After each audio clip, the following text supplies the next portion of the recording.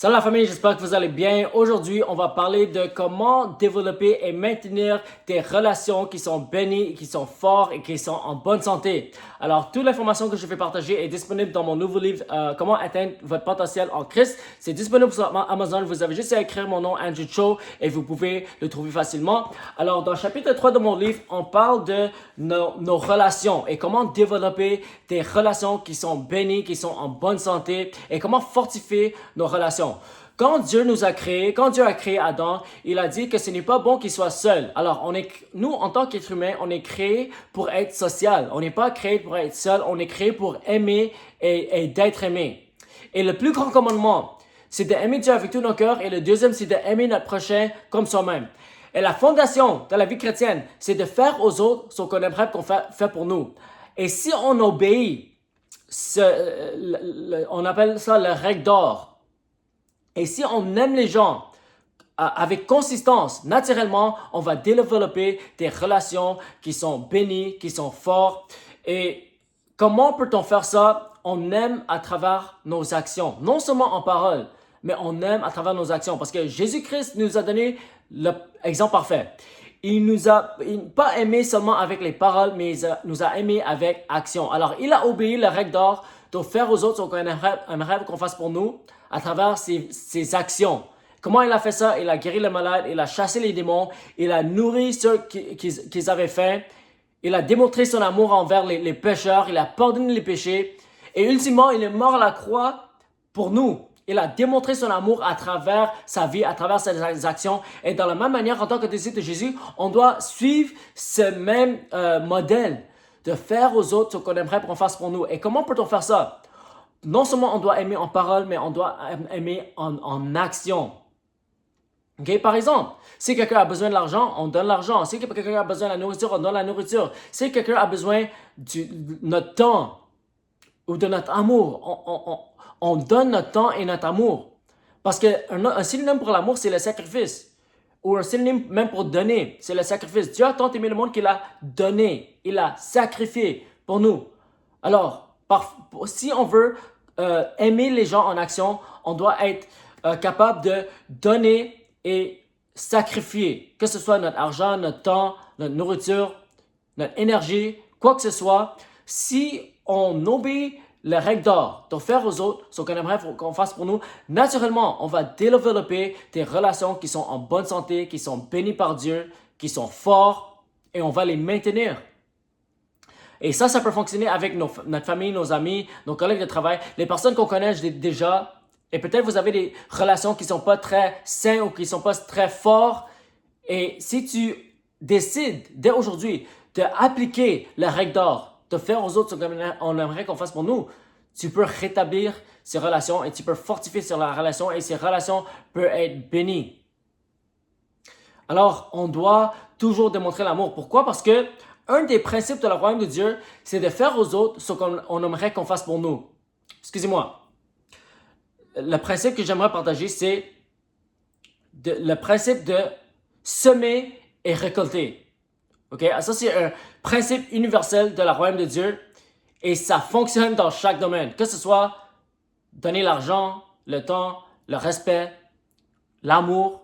Quand tu sèmes l'argent, tu vas récolter l'argent. Quand tu sèmes le respect, tu vas récolter le respect. Quand tu sèmes l'amour, tu vas récolter l'amour. Alors, si tu n'expérimentes pas l'amour dans ta vie, pose-toi la question, est-ce que tu es en train d'aimer d'autres personnes?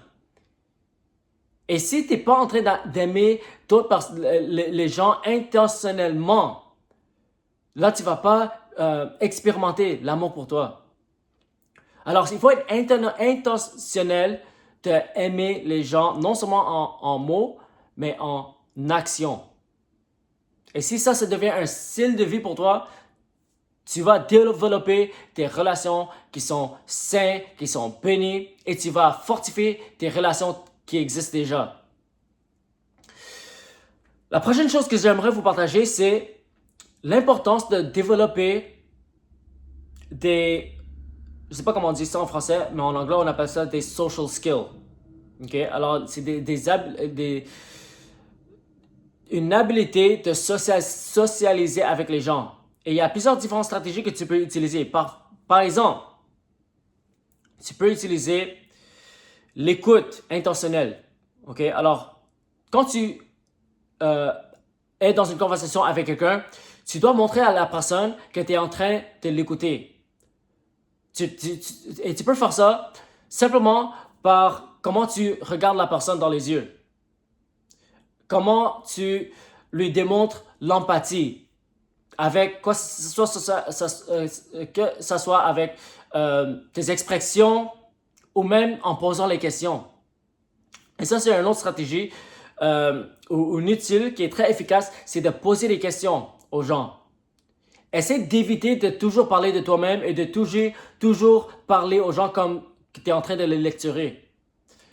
On doit être capable d'écouter les gens. C'est aussi comment on démontre l'amour. On démontre notre intérêt pour la personne. OK? Une autre chose, c'est de montrer l'empathie. L'empathie, c'est de simplement te mettre dans la position de la personne. Et comment peut-on faire ça? On démontre l'amour à travers nos actions. Alors, si la personne a un besoin, on lui démontre l'amour. Si elle a besoin de nourriture, on lui donne la nourriture. Si elle a besoin de ton temps, ton écoute, tu lui donnes ton temps et ton écoute. OK? Tu peux aussi encourager les gens à travers tes paroles. Alors, ça, c'est juste des exemples. Pourquoi? Parce que tu n'es pas appelé à être introverti. OK? Ça, c'est un mensonge de l'ennemi et c'est un mensonge que le monde essaie de te dire. Tu n'es pas appelé à être introverti. Pourquoi? Parce que Dieu ne nous a pas donné un esprit de timidité, mais de puissance, d'amour et de sagesse. Et Dieu nous a appelés à être une lumière du monde. Et comment tu peux être une lumière du monde si tu es gêné ou introverti et si tu parles à personne? Tu dois surmonter ces peurs parce que ça revient à la peur des hommes et c'est la peur de ce que les hommes pensent de toi. Et c'est une fausse humilité parce que tu penses à toi-même et ta propre réputation. Mais la parole de Dieu te dit que tu as de l'assurance, que tu es courageux, que tu n'as pas un esprit de timidité, mais un esprit de puissance, d'amour et de sagesse. Alors la peur des hommes ne vient pas de Dieu. Ça vient de l'ennemi et ça vient de l'orgueil. Alors on doit surmonter cela et on doit être intentionnel à socialiser avec les gens. Que ce soit avec nos amis, notre famille, les non-croyants. On est appelé à évangéliser les gens. Comment on peut évangéliser si on est introverti et gêné? On doit surmonter ce peur et on doit être intentionnel à aimer les gens et développer l'habilité de socialiser avec les gens. OK? Prochainement, j'aimerais vous partager comment on peut répondre répondre aux haines ou la persécution. Pourquoi? Parce que les gens l'ont aimé parce que Jésus a démontré l'amour et il a récolté l'amour. Mais il a aussi eu des persécutions et les personnes qui le détestaient et les personnes qui l'ont tué éventuellement. Et comment Jésus a répondu? Quand Jésus a été à la croix, il a dit « Père, pardonne-les car ils ne savent pas ce qu'ils font. » Et Jésus nous demande de suivre son exemple, d'aimer nos ennemis, de prier pour ceux qui nous persécutent, de bénir ceux qui nous maudissent. Alors, on doit être différent du monde parce que si on aime seulement ceux qui nous aiment en retour, on est comme les païens, Jésus nous a dit. On doit être capable d'aimer ceux qui nous détestent, prier pour ceux qui nous persécutent. Alors ça veut nous différencier du monde. Et Jésus a dit, c'est comme ça qu'on va savoir qu'on est ses disciples à travers notre amour. OK? Alors, si vous appliquez les principes que je vous ai partagés, vous démontrez l'amour à travers vos actions, vous développez l'habilité de socialiser avec les gens, vous répondez avec l'amour les personnes qui te détestent.